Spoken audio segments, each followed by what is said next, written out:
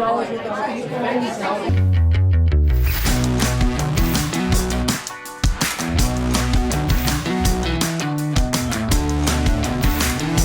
right, welcome to Cwic Show. My name is Greg Mattson, and I am your host. In this episode, we have David Boice as our guest. David has got a very interesting story. He's got a very interesting adventure that he is going through. His channel on YouTube is called 52 Churches in 52 Weeks. So he goes around visiting different churches each week and reports back to everybody that follows him. David, I appreciate you coming on the program. We'll talk about a few things here about the Latter-day Saint visit that you had and then some of your others, but thanks for joining us. Appreciate it. Yeah, I appreciate it, Greg. Thanks for having me on. So let's start, first of all, with your Latter-day Saint visit. So you've got this year, or whatever you've got on, how many total visits have you done so far? Right now, I'm at 33 for the year. 33. So, isn't that a lot of driving? I mean, you got a lot of driving going on there. It's a lot of driving. I did this 8 years ago, and I remember I counted how many miles I did the first time. It was like 26,000. So for this one, I haven't counted it yet, but it's going to get up there, I'm sure. Okay. That's like going around the earth. It's pretty close to the same thing. I haven't done the math on that, but yeah I think that's pretty close. So you've had some interesting experiences. I've watched a couple of your videos. You've had a couple of very interesting experiences when visiting with the Latter-day Saint Church. Can you talk about that a little bit? There's something going on with Cardinals and some spiritual experiences that you've had. What brought you in the first place to go to your first visit with the Latter-day Saints? Was there anything specific that made you decide, okay, I'm going to go this week there? And then tell us about the visit you had. Yeah. So when I did 52 churches in 52 weeks the first time, it was about 8 years ago. So I had a bunch of different things happen. And, I kind of felt one song that really struck out at me at the time was called Wayfaring Stranger. It was about this plaintive soul in the 19th century. His spirit is dying, and he just kind of would go from town to town, and that kind of struck me at the time. So I did all these church visits, and Catholic, Lutheran, Baptist, Presbyterian. I did Scientology, Christian Science, and I finished it up. And, I mentioned it on a Facebook with my friends, and they're like, oh, that's amazing. I had one friend who was Latter-day Saint, and she said, did you do a Latter-day Saint church? And I was like, no, I didn't do that. And I thought like the Church of Jesus Christ of Latter-day Saints, like I thought, sure, Church of Jesus Christ, that's how they all are. Because I was confused with, there's a United Church of Christ. So I didn't know about the differences. So when I started doing this current year with 52 churches in 52 weeks, that struck me. And it's like there was a few churches I want to try again. So I made sure to do it early on. And for my week 9 visit, I knew nothing about it. Like I know Utah. I knew there was a Brigham Young University. I knew Mitt Romney, and just all kinds of little things I had heard here and there. Nothing really stuck though. And but one of them was, with Latter-day Saints, they're really, really nice. I'm like, sure, that's what all churches say. And I went in and I visited, and I'm just like, I was blown away just with the hospitality, the warm embrace by everybody, the time that was taken. Like I'd never been to a church before where they would talk to you so much. And it was just so different because I didn't know, like I walked in and I saw all these paintings, and you see, Jesus Christ, you see God the Father, and then you see Joseph Smith, and the clothing contrast blew my mind, because I'm just like, I never seen a painting where, someone is wearing knickerbockers in these paintings, and it just blew my mind. That's funny. So, there was just so many differences with, you use water for the wine for communion. There was a lot, all the families were together. It was just very, very different to me. And I remember just leaving that church experience just kind of blown away. So here's a couple of questions for you. So when you went in and you see all these pictures, there's pictures of Christ, and of course, it's called the Church of Jesus Christ of Latter-day Saints. What was your impression before that? Right. Did you think, well, they're not really Christians, so I don't know how really Christ-centered this is going to be? Is Mhm. it, or were you already kind of there where you're like, well, it's a little different. They've got the Book of Mormon, but they're Christians. Yeah. Like with Book of Mormon, I thought it was like a supplement to the Bible, because like I grew up in a Lutheran background. So Mm-hmm. you would have the catechism and that would supplement the Bible. So with the Book of Mormon, that's what I thought it was. And I found out real quick. And like it was funny because the guy that was giving the talk, like he was mentioning Anakin Skywalker and all this Star Wars kind of stuff. So to me, it was like, wait a minute, the Book of Mormon is kind of like a trilogy. Like you got the Old Testament, you got the New Testament, and you got the Book of Mormon. Mm-hmm. So that really blew my mind. But it was just very, very different to me overall. What's so typically, I've been to a few different churches myself, not nearly as many as you, but there's a lot that I usually take out of each church and things that I enjoy. But one thing that's pretty consistent with most churches is you have, let's say in a Christian church, you've got a pastor. Pastor's up front, they're running the whole show, and they're giving the sermon. They're doing everything. They're kind of the celebrity. Yeah. They're kind of the celebrity, right? So was that pretty different for you to see, wait a minute, there's like involvement from the congregation. They're giving talks. There's who's going to pass the sacrament or the communion, right? There's a little bit more involvement in a Latter-day Saint service than you would have, especially the second hour. But did you notice that? Was that pretty different for you? It's a lot more participation than I'm used to, because it's like with a lot of the bigger type of churches, especially from a Protestant perspective, where they're kind of going more for this mega church, seeker sensitive kind of movement, like where the pastor is a celebrity. You can almost kind of go in almost like a spectator, and there's nothing wrong with that. People worship different types of ways. With Latter-day Saints, I learned right away where it's like it is, the congregation members give the sermons, the talks, like that was very unique to me. But at the same time, it just made it much more, I feel like it almost kind of strengthened the faith a little bit, especially from the missionary standpoint, because like when I got out of high school, like you go to the church and then you go to college and you really don't have much purpose. And with the missionaries and the elders and sisters, it really that really made me intrigued, because it really kind of is like a rite of passage too. And I just don't see that with other type of churches. Yeah, it's I went on a mission, so it's Where did you serve? It's a pretty good program, really. I went to Mexico City. Okay. Yeah. In fact, one of my sons went to Mexico City also, which was pretty cool, because we got to go back and pick him up and visit his places, and then visit some of the places I was in and see converts from him and converts from me. And it was really cool. It was really cool. But see, for me, it's such an anchor, right, in my life, that experience.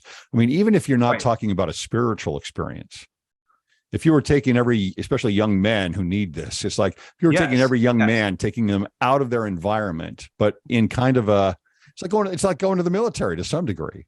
Yeah. Right. And where you've got rules and you've got something you've got to get done every single day. You're working. The difference, obviously, with a mission is you're serving other people. Yeah. All the time. So for me, I look back at it, it's like an anchor for me. The stories I tell my family, the stories I tell my friends, and I tell myself, right? The same stories are kind of an anchor for me throughout my life. Yeah. And I could identify with the missionaries with what I do with my 52 churches in 52 weeks, because like you're going out into the wild unknown. Like, and like with the Bible, it talks so much about that, especially with the Israelites, with Moses trying to search for the promised land. You're going out in this desert. You're almost kind of wandering yourself, but at the same time, it's this adventure. Like you're searching for God, but you're also searching for yourself, and it's just strengthening you. And you have stories and you have things that you can really relate to and be impactful with. So with the missionaries, it's like I never got that experience growing up, but I can see how, because what happens with that from my standpoint of seeing this is it gives you this anchor, like you mentioned, for serving for 2 years, but then it also kind of prepares you for marriage. It prepares you for family life. It prepares you for a future job. And yeah, it's a very unique when I saw that, and especially with my conversations with my local wards missionaries and talking with the missionaries at my first LDS experience, I was just like, wow, this is like, you don't see this in any other type of churches. And it's a very unique and something that I would be concerned if that went away, because I just find so much value for LDS with that kind of system, I guess. Yeah, absolutely. No, it's, and we know that. We know that's a big deal for us. One thing you talked about in one of your videos, and I think you just mentioned it though, was how you thought in your visits how the church was so family centered. Talk about that a little bit. Why does it seem so family centered to you? Yeah. So during the talk, I know in my video, I kind of mentioned it was just so strange because there were so many kids crying and they just seemed bored.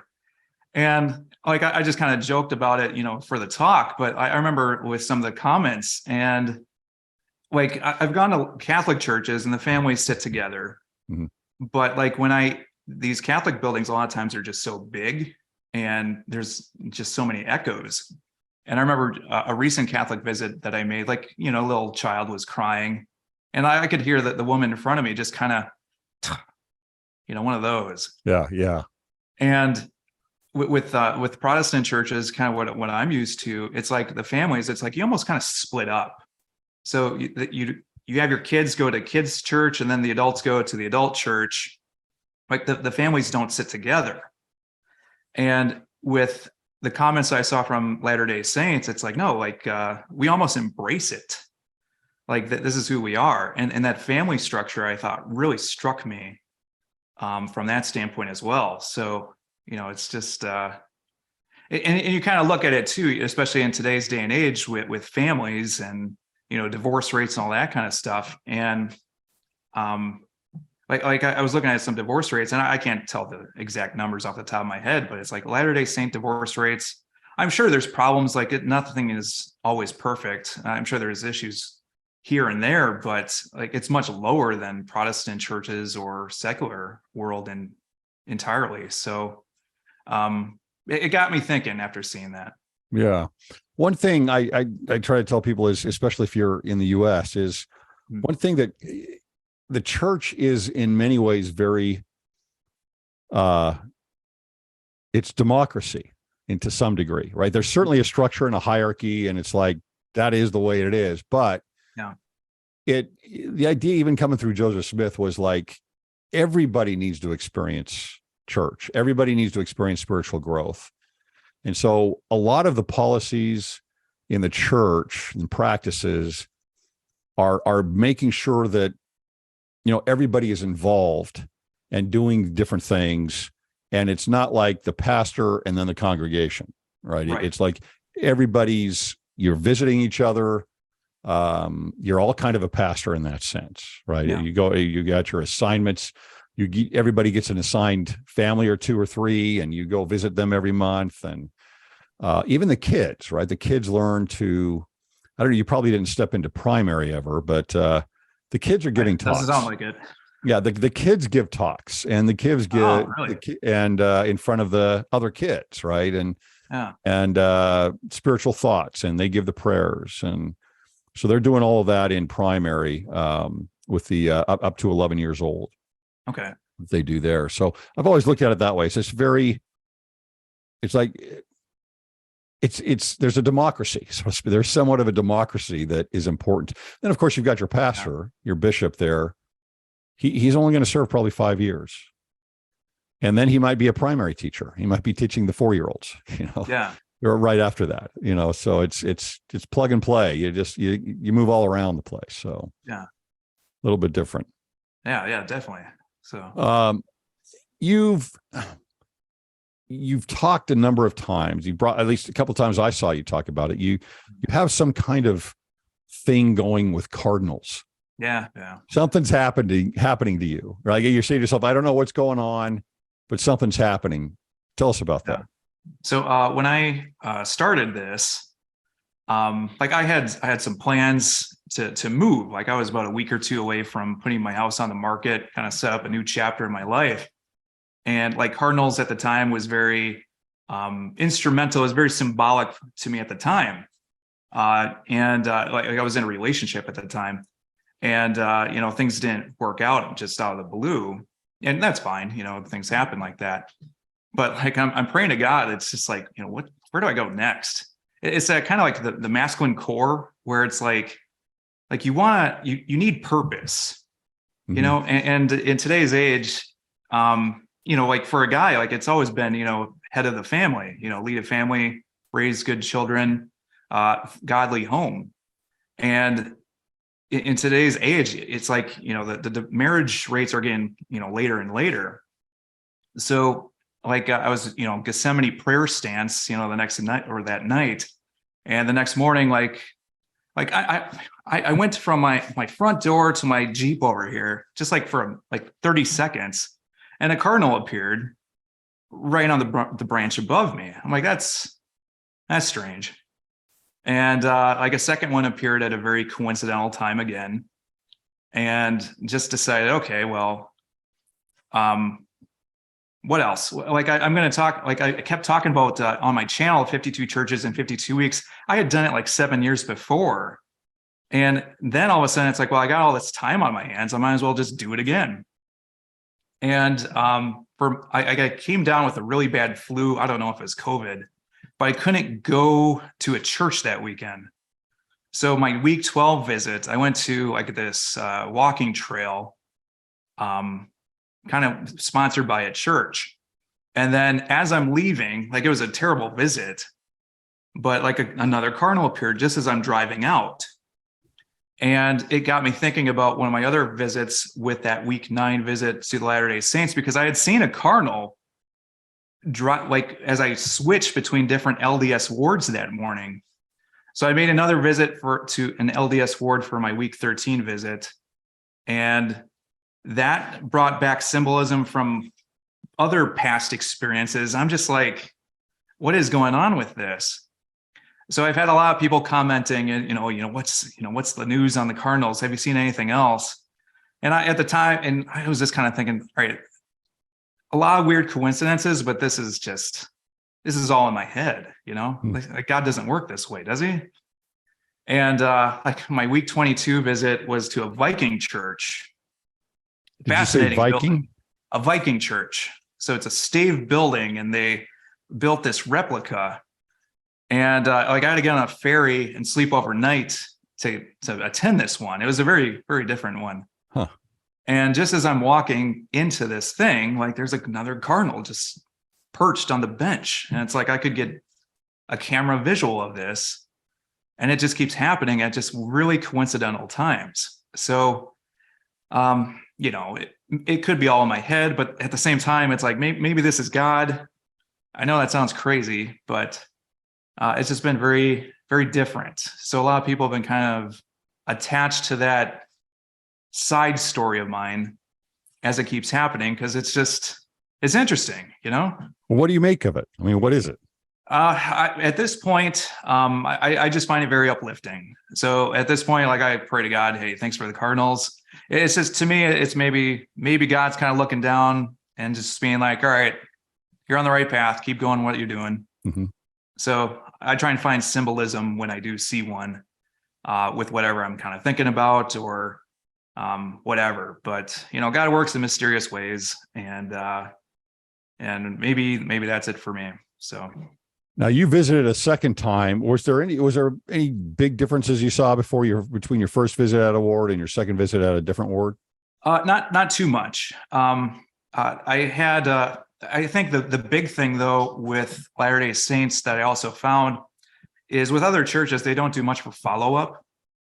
So you go to the church, maybe you leave your contact information, and then the church may send you an email or some, when you're there, they'll give you like, a free mug or something. With the missionaries, like they follow up with you, and they did such a phenomenal job keeping in contact with me, where it's almost kind of like, all right, I'm having this weird carnal thing happen that I linked to the Latter-day Saints. But then at the same time, it's like the sisters from my local ward, they were doing such a good job trying to invite me and bring me over there. I'm like, well, I kind of feel rude if I said no how many times. So I kind of went outside the normal, my original plan, and it's like, all right, I'll do a second visit. And with the YouTube channel, like both of those visits have garnered, probably my most views on the channel. And just with the amount of people that have reached out and have been embracing and, sharing their own testimonies, it's really kind of blown my socks off. Yeah, well, that's somewhat ingrained in us. So I'm finding that we're out. happy. We're happy to reach out. I promise. Yeah. Now I have a little bit of envy here because I would love to do what you do if I had the time. I would love to go around, visit all these different churches. My most recent one that I went to was a Greek Orthodox.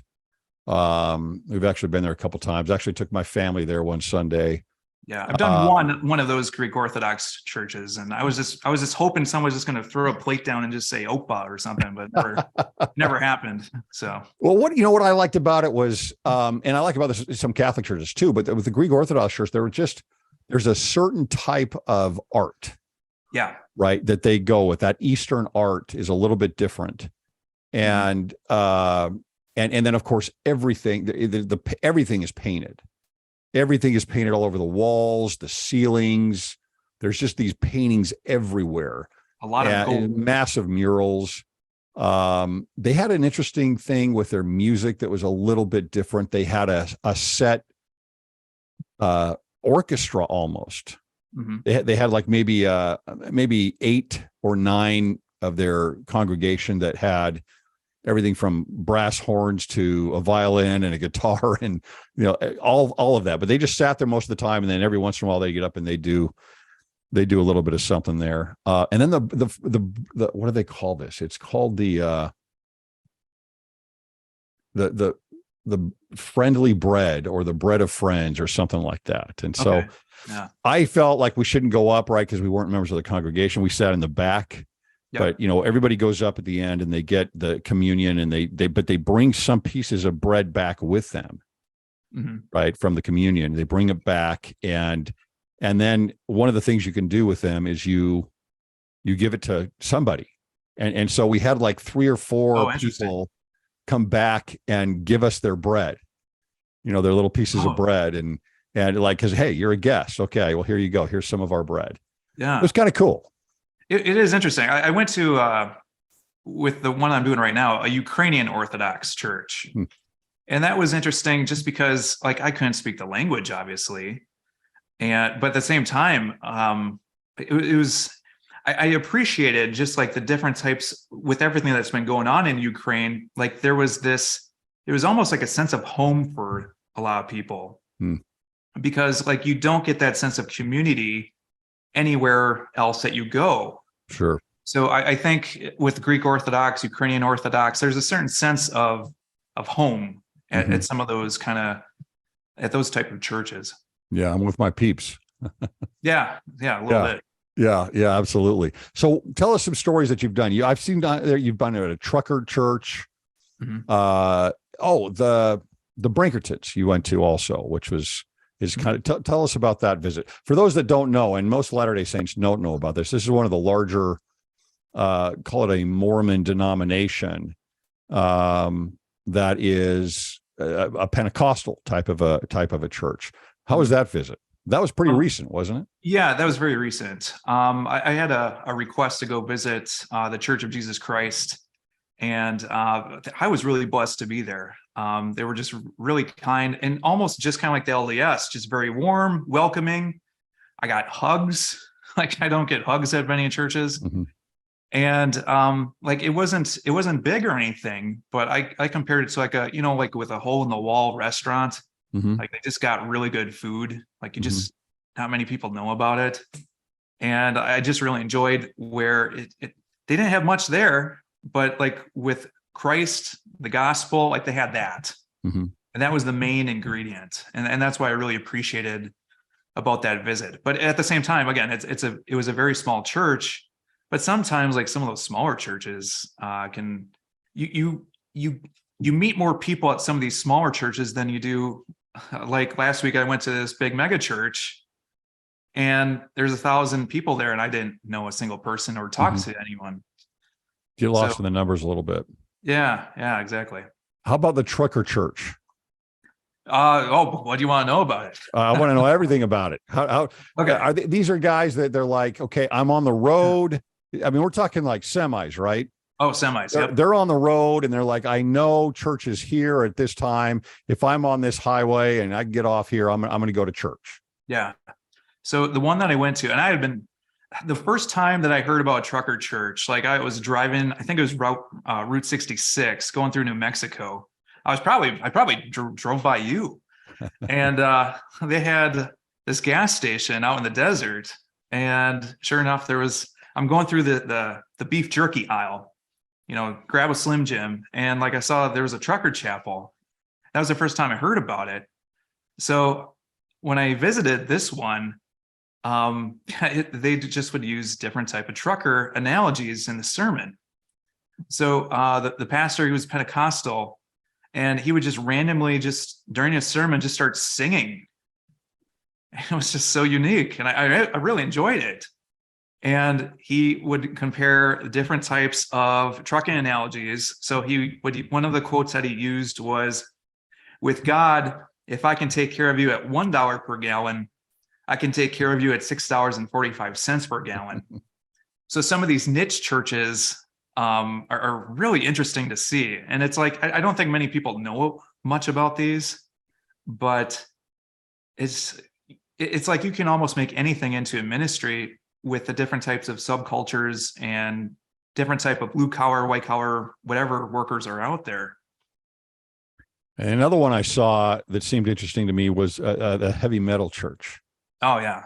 Yeah. So let's talk about that one. So let's see, I did the Heavy Metal rock church. That was in Ohio about 7-8 years ago. And what they would do is it was a different type of hook. So they would use heavy metal rock music to bring in a type of people that that don't feel comfortable in traditional type of church settings.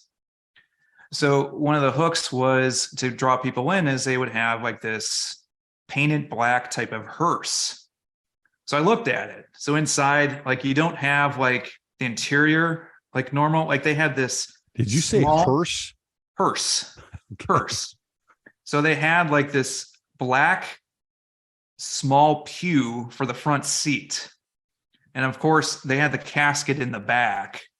And this hearse is just covered in flames and stuff. I understand that they had to sell it because I don't think it was running, but I think they got like some gigantic black bus now.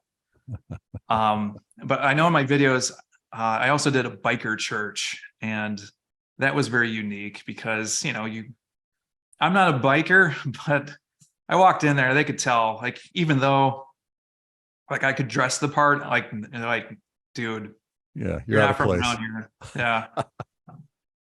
They're still really friendly, and I really enjoyed the service. But yeah, it's just interesting what different churches will do, because with the biker church, like they would do the Pledge of Allegiance midway through the service, and just all kinds of different little peculiar things that you don't typically see in everyday churches. Yeah, interesting. So finishing up here, you going through all of these experiences, I mean, so many different churches in such a short period of time, I just feel like you're going to get some kind of an overall feel for religion, and well, Christianity certainly, right? Some overall feel for it. What have you brought out of this? I mean, what does it do for you? I mean, some places you're meeting people, some places you're not, and you've got heavy metal rockers and you've got truckers, and what do you get out of doing all of this? So when I do this, like the number one thing I want to be doing is I want to worship. So that's kind of the thing that I always have to kind of put in the forefront of my mind doing this. But I think kind of too, where it's exciting, and it's a spiritual adventure for me sometimes too. And like I got a season of my life right now where I can show people, okay, well, if you're not going to church right now, here's what's out there. Because for myself, it's like I was born in the same church, had a falling out, where else do you go? Because today's society, it's like people want to pull you away from Christ so much, bring you into this unchurched type of demographic.